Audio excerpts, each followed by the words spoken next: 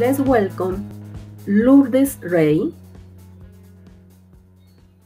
Director of Department Foreign Languages at the Universidad del Norte, and welcome Rodrigo Rodriguez, Professor at Universidad del Norte in Colombia. Thank you for coming today, and you can start now.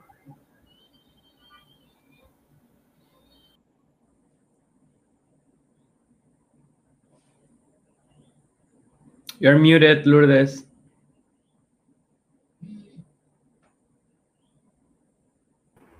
Yes, thank you, Rodrigo. Okay.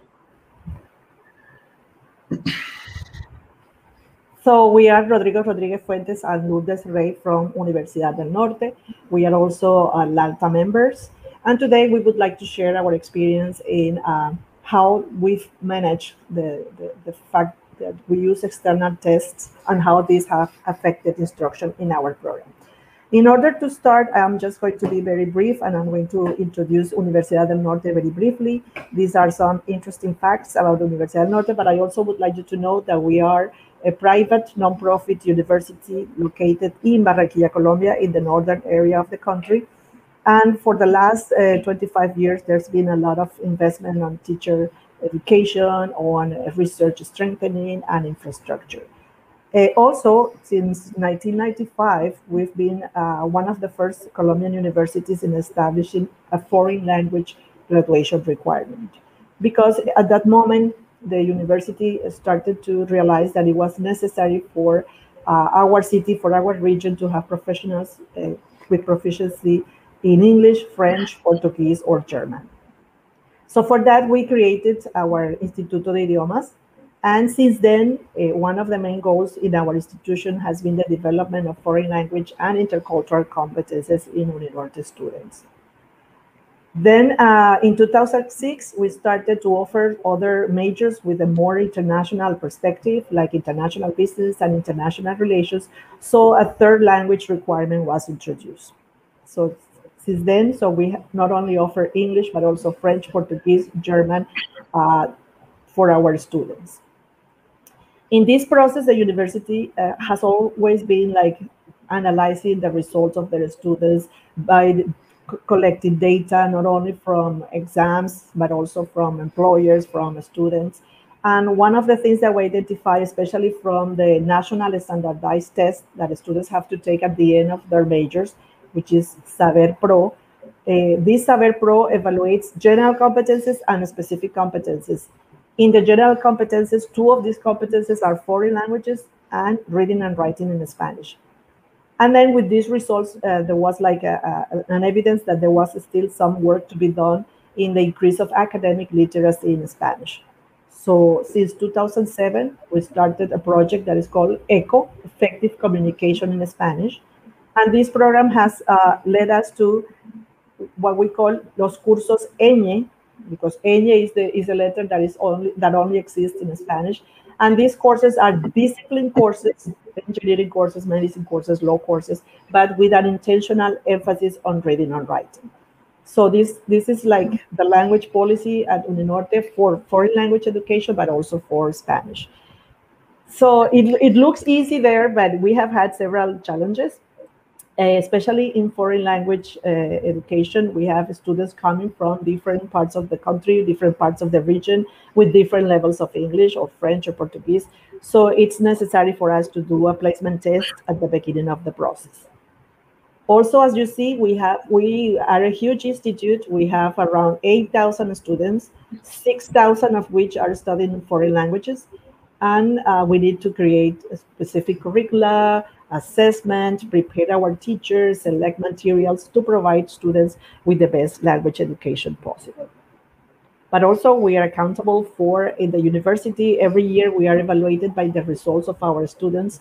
And because this is also a way in which the university is evaluated nationally from the Ministry of Education by the results of our students, and also in the international rankings. So it's always lots of challenges that we have had and we still have in this process. However, in the area of assessment, as you see, we have many students We have many teachers, so we also have specific challenges in assessment.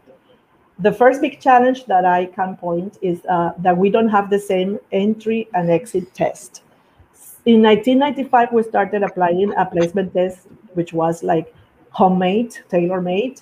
And then we started to use the Oxford online exam, which is the one that we used till 2020, the first semester, because the pandemic, we had to change. And about the exit test, we have also tried several instruments that we will be showing you later in this presentation.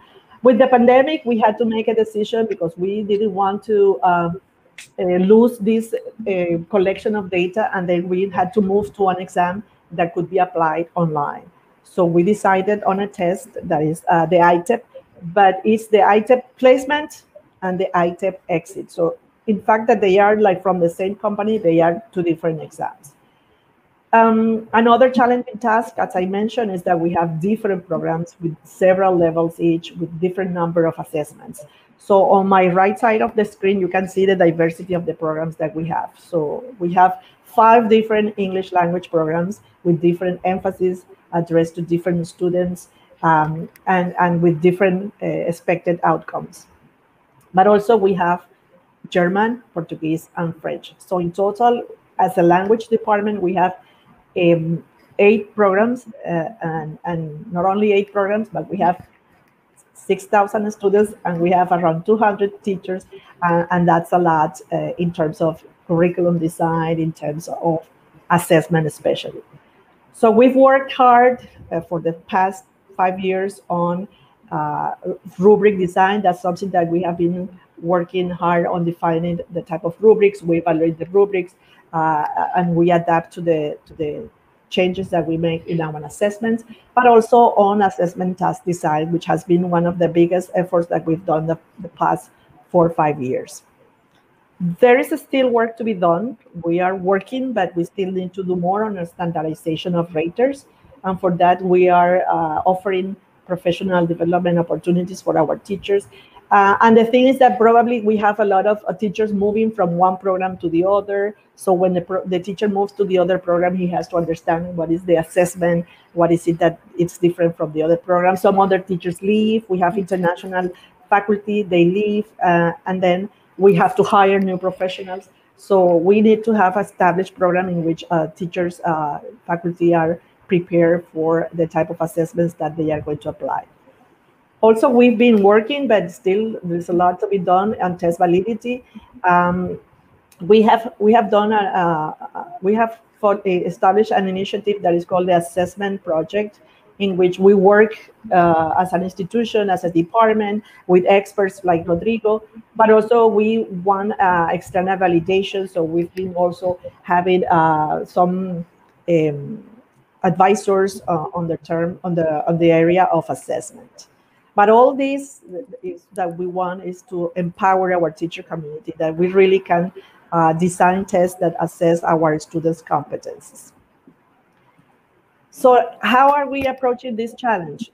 As I said, we've been doing several things, but especially for the English language program, which is the biggest program that we have, because it's the program that is offered to most of the majors in our institution. And it's the program that has most students. We have decided to work on that program initially. And through this, what I can say is that, as I mentioned before, we have established a placement test and an exit test to keep track of what the students, how they enter the program and how they finish the program, but also that we have established an expected outcome, that is that all students completing this program have to arrive to a B2 level according to the Common European Framework.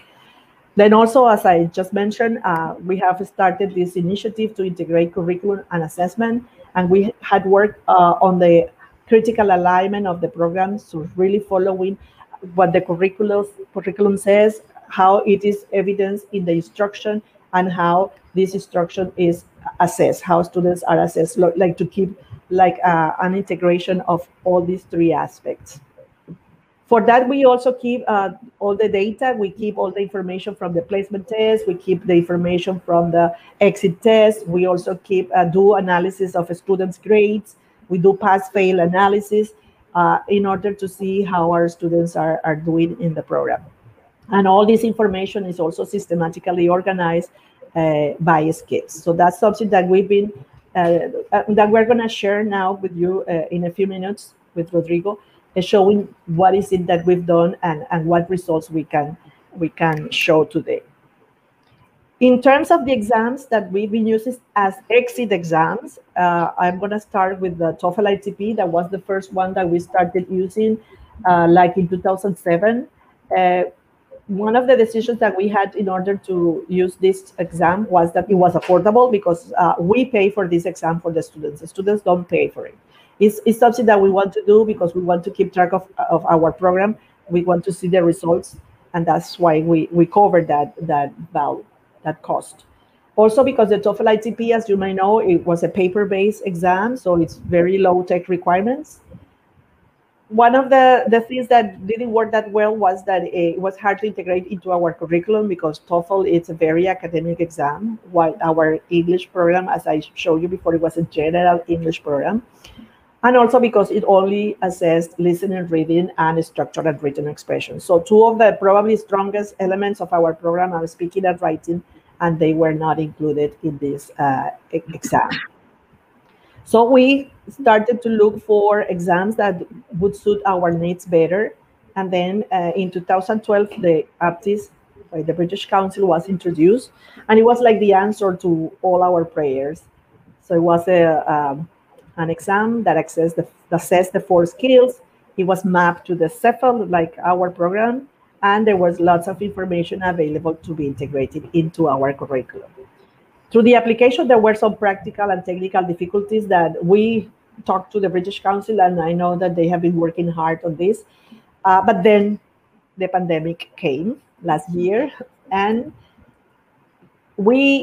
at the moment in 2020, the first semester, we couldn't take information from the students because the APTIS was not adapted for online application at that moment. So we had to find another instrument that could help us with this. So we found the ITEP, which is the International Test of English Proficiency, which is originally digital, online. Again, it assesses the 4 skills, is mapped to the CEFR again, and is designed for context college. There were some issues with reliability measures, but we are aware of this, so, and we are trying to make our analysis based on these issues with the reliability. So now I would like Rodrigo to share the information of what is it that we have found with these exams. Thank you, Lourdes. I would just like go back just one slide. I would just like to point out that those reliability measures these issues are so far. This is a relatively new test, and they are just inconsistent. Some measures that we read in their manual are good, very good actually, but some of them are kind of not quite there yet. And I think it's because if this is so new, and I think even like we are part of that set of data that they are using to improve this. They are not terrible, but they could be better, and I think like they are gonna get better soon. Okay, so as Lourdes was mentioning, I think like one of the challenges that we have with this is that we cannot stop ever.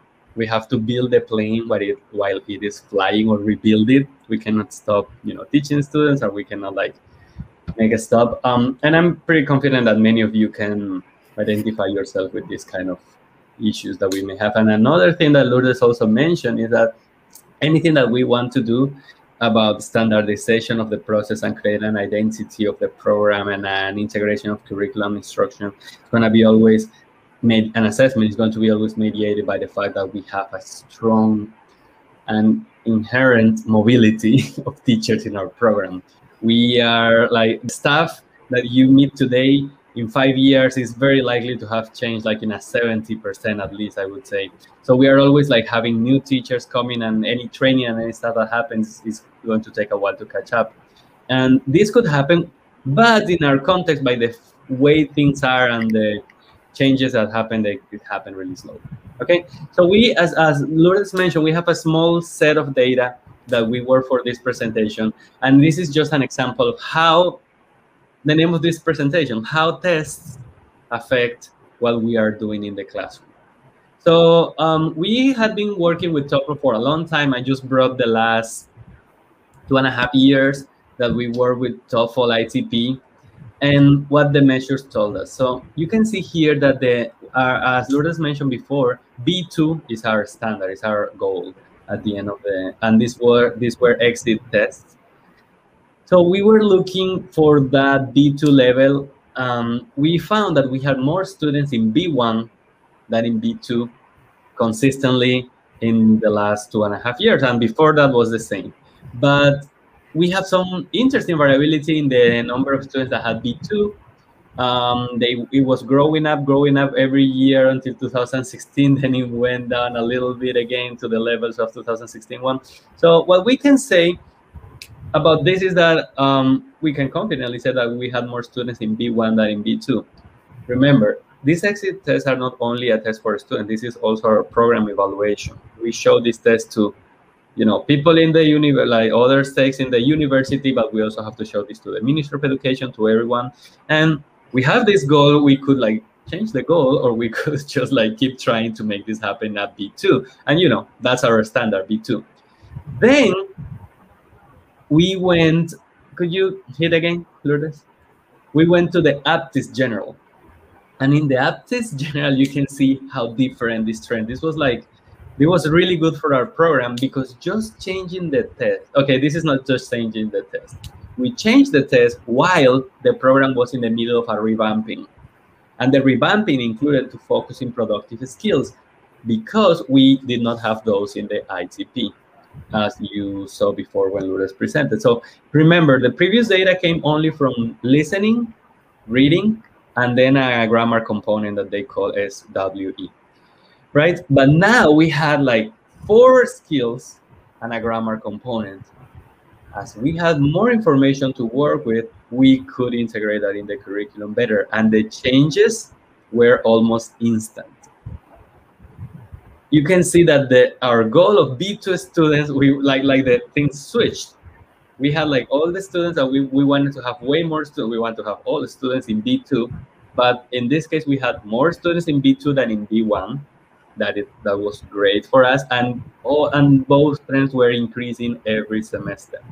Now, another thing that you can notice here is that we had a little bit more granularity in those lower levels that were A1, A2, and C1. We had like a few of those, but we had some more granularity, as you could see in the previous slide. Go back, Lourdes. We can see those were like almost 0. Oh, we didn't have any granularity back there, except for A2. But then go forward, and we had as we had more people in those higher levels, we could see how many people were in A2, and we know that we have like very, very few in C1. Those are outliers in any case, and have always been. Then we were kind of okay with this, and we were like, and you can see how every semester that integration of curriculum really worked well in the goals we started. I'm going to show you how we worked that out. But this general result just gave us a lot of information, and you can see how just changing a test can really change our evaluation or the way that we assess stuff, and how can it make our life easier in terms of integration in the curriculum. I was discussing this with Lourdes later, and sometimes, and this is sometimes when the question is really hard to answer, maybe we just need, we cannot find the answer, maybe we need to change the question. I'm not saying that that's the case always, but in this case, maybe we were struggling too hard with the TOEFL ITP, and we were trying to have our students score better at that, and that was a test that did not match the goals of our program. Aptis did a better job at that, I think, and we could see that right away. And these were not static. Like every year, these things were growing and growing. So that's really good. We reached almost 300 people at B2 level in 2003, in the second semester of 2018, right before the pandemic. So that's like the best we've ever had. Then pandemic hit, we changed the test, and now we only have like one set of data from the ITEP. And I didn't like put a shadow on the Aptis General there, because I really want you to see that we don't have enough data. That is not concluding. And I think that 2020 was the worst year to pick up any type of data, especially in terms of assessments or anything, because students came that really weird first semester and they were there integrating. We still didn't know much how to act on stuff. So we only have today sample from that semester, and that data is inconclusive. I'm going to mention it. I'm going to show you how it looks a little when we run some stats, but nothing we can say about that. We just have like a big question mark right there. All right.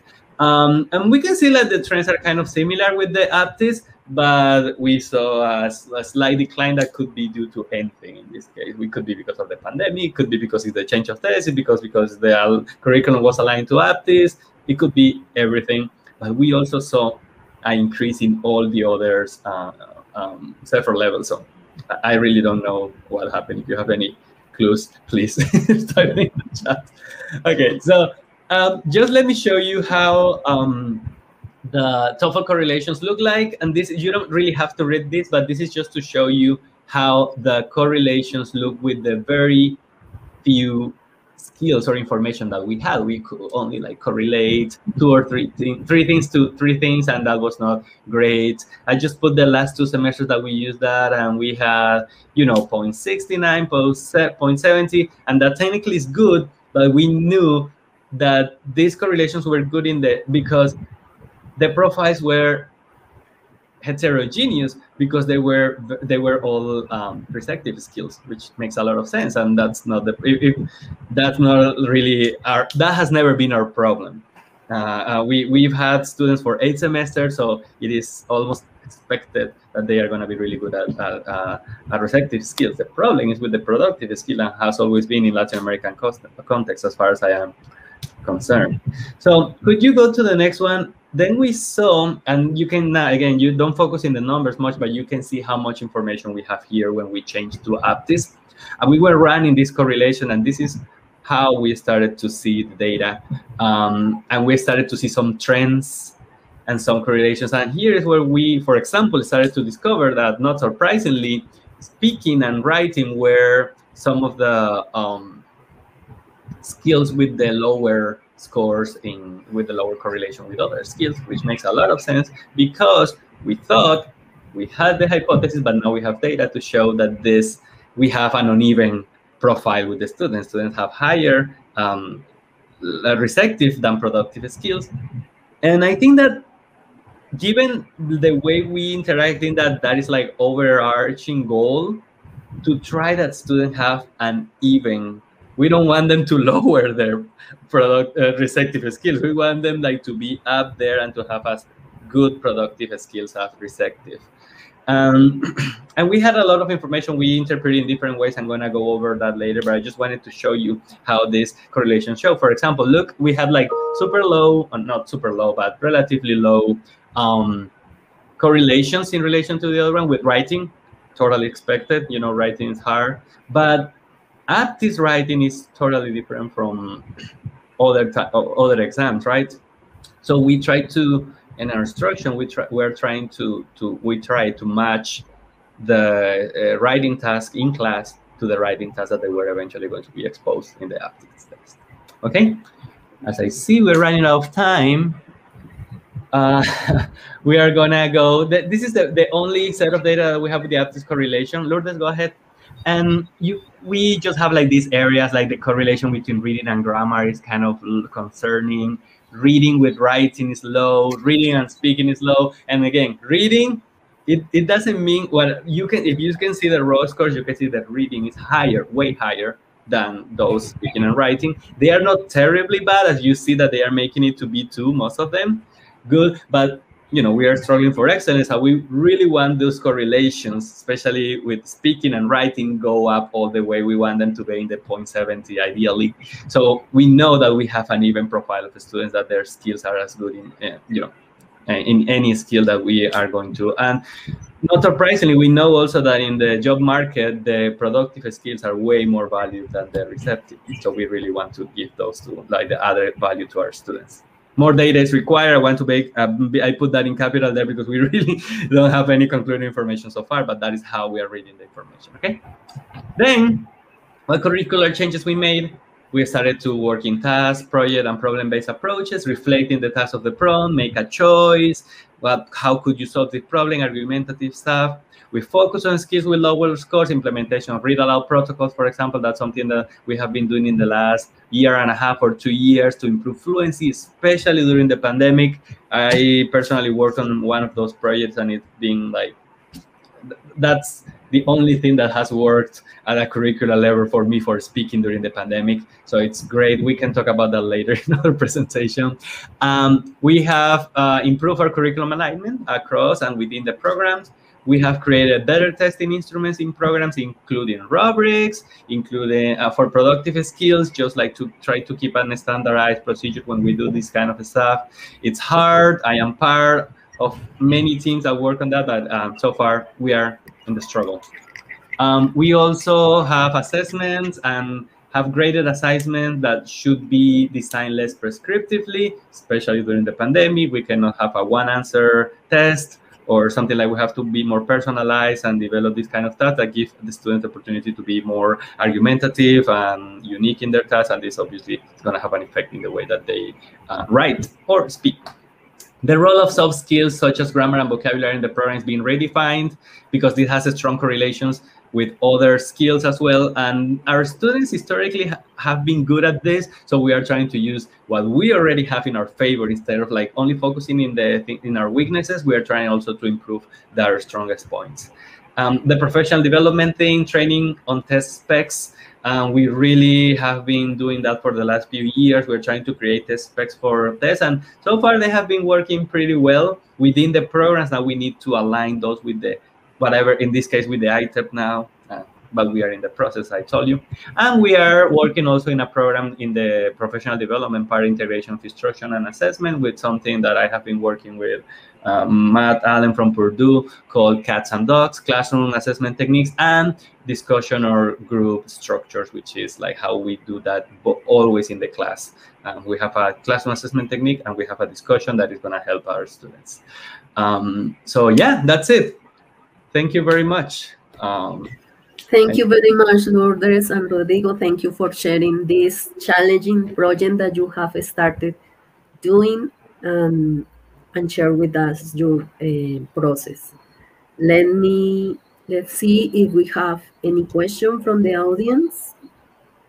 Please write in the chat if you have any comment or question for the speakers. So we were very clear. Yes, that's true. Okay. Maybe you are going to continue with the last test? Yes, that's a plan. That's a plan, right, Lourdes? I think we are going to, because it could be counterproductive to change, to switch back. I mean, we had a good experience with Aptis, as Lourdes mentioned, but we have some technical difficulties. Even though I am pretty confident they have been solved by now, going back to Aptis right now is not convenient. We are just trying like to keep, because, you know, we need consistent data. We need like to see how it works. And like if we're going to integrate that into our curriculum, we have to be committed at least for some time to some of the things that we're working on. Lourdes? No, that's I agree with Rodrigo. That's been a decision that we've had to make, and so far we're continuing with the ITEP. All right, thank you very much. Okay, I see that there are no comments and questions, so thank you very much for your time here and thank for you. share your project. Thank you. Thank you. Bye-bye. Bye.